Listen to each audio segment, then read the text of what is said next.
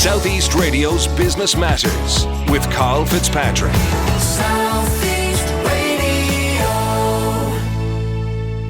Well, having been diagnosed as a chronic insomniac at the age of 17, Deirdre Hynds' struggle with sleep inspired her to develop a relaxing snack bar.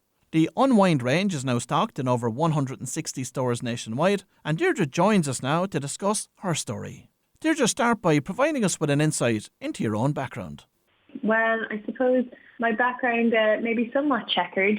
My expertise is in the area of PR, marketing and branding. After maybe 3 or 4 years working in PR, I set up my own agency, and it was an agency that catered specifically to clients or brands that subscribed to ethical, organic or sustainable principles. So I did that, for the best part of 10 years, really. And in the midst of that, I also co-founded a sustainable fashion label, which ran from 2013 to 2017.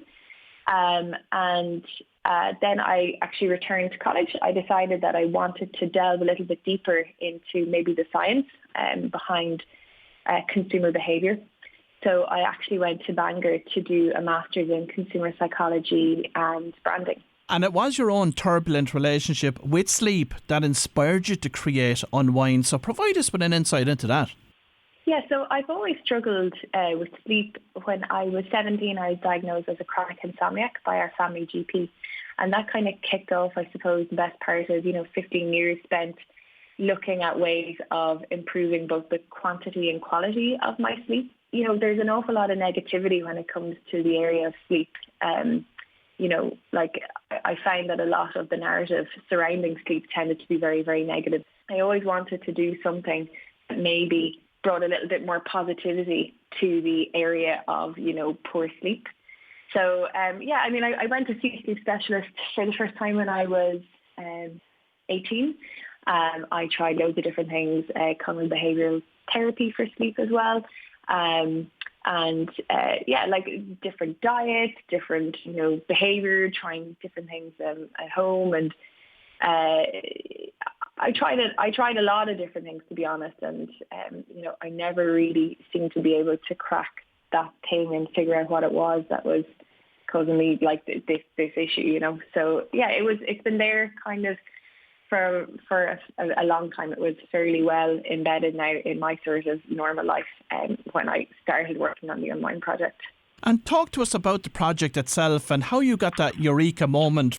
As a person who tends to be more nocturnal, a bit of a natural-born night owl, I do tend to be up later than, some people. My partner, for example, wouldn't be as much a night owl as I would be. And just one of the results of being awake longer is you might be a little bit hungrier later in the evening. And, typically speaking, I like a little bit of something nice with a cup of tea. And I did think to myself, God, I'd love to have something now, that actually maybe tied in some of the ingredients that I already use in my day-to-day life to help me improve my sleep. I'd love it if there was some product that tied all of these things in together that I could enjoy as a small little treat in the evening, maybe after dinner, that I wouldn't feel all that guilty about having it, because I'd always be very conscious of the things that I'm eating, like, is this having a bad impact on my sleep or is it not? So that's kind of where the Eureka moment came from, the fact that, okay, well, this product that I'd like doesn't exist, and if I like it, maybe other people would like it too. And talk to us about the ingredients contained within the snack bar and the impact which it had on your sleep. Yeah, so, as I mentioned earlier, I wanted to use ingredients that I already use myself on a day-to-day basis.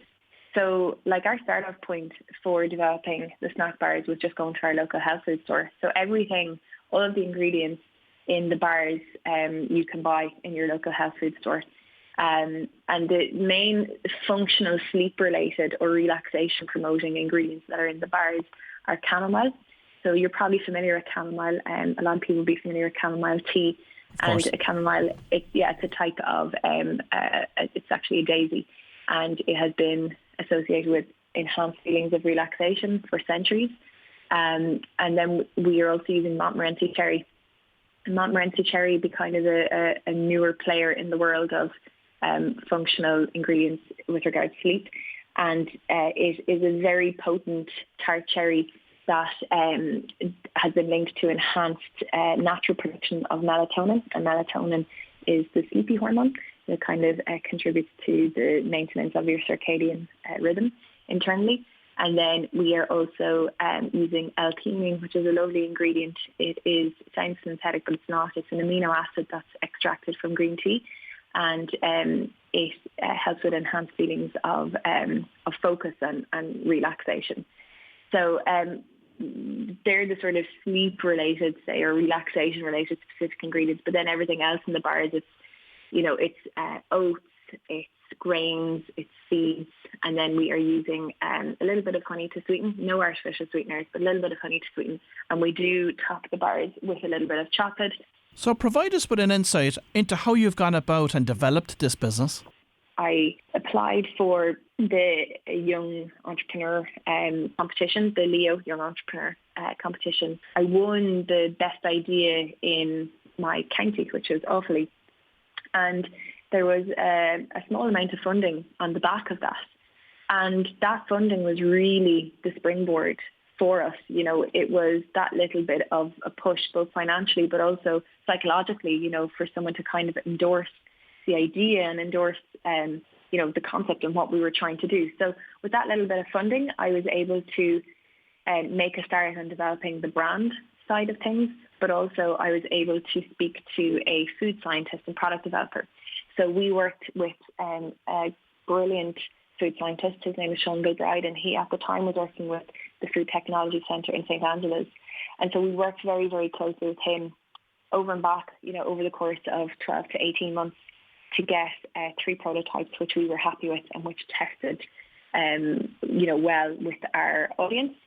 And that was the startup point. So that was one part, getting the prototypes ready. But then you kind of have to enter into the next round of challenges, which is, okay, you have a prototype and it tastes good, and the sort of the kernel of the idea, the concept seems to resonate with a particular type of customer. But now you have to get this to a position where you can scale, where you can produce to scale. So that was another challenge, was looking for a manufacturer that was willing to take us on. Our manufacturer that we ended up working with, they're absolutely fantastic. They're a family-run business based up in Monaghan. And I think for anyone out there who's looking to get a manufacturing partner on board, you're kind of selling yourself, you're selling your idea, and they really have to invest in you and be excited by your idea and really have belief in you for it to work, because they're taking a bit of a risk on you at the end of the day. That's a very good point that you're making. So you've gone through the product development stage, you've brought us into the manufacturing stage. So next up is you're going out to scale the business. So how did you go about doing that? What was your strategy? So we launched our product officially in February of 2021, so just February gone by. But obviously we launched it in the middle of a pandemic. So, I mean, a strategy that you have formulated a year before is basically thrown out the window, because everything just changes. Everything just shifted. Like food service as a route to market just was completely wiped out, well, certainly in the traditional or conventional understanding of what food service is and was. So that has been a challenge for us, the restrictions that lockdown imposed. But the funny thing about it is, like anything that, offers a challenge also offers an opportunity in the same breath, So we've been able to kind of work around the restrictions of lockdown, I think, somewhat effectively. And now we're available in probably 160 stores around the country. So we're really happy with that progress. You have a deep-rooted background in both PR and marketing, and of course that has played a major role in your growth strategy as well. To complement and supplement what you're doing in the health food stores, you also have put a lot of resources into branded content. Provide us with an insight into that space and what you're doing there. Yeah, well, I suppose, in the sort of David and Goliath world of small companies trying to compete for a bit of space or for the customer's attention, you do have to do something that provides value. You always have to provide value to the customer.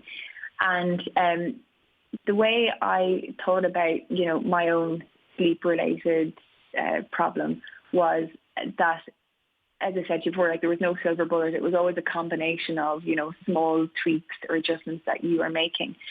And on my own personal journey, like the things that I have found very helpful, are things like meditation and yoga and listening to audiobooks and podcasts, and, as well as sort of taking ownership of some of the, as I mentioned before, like sleep hygiene and sleep environmental things. So I wanted to be part of that positive space. Like I wanted to be able to offer people that were like me, 4 a.m, scrolling online going, oh Jesus, I'm absolutely exhausted. I'd love to just find something online now that was like a big massive hug and that would help me go to sleep. So that's what we did with the content that we have produced.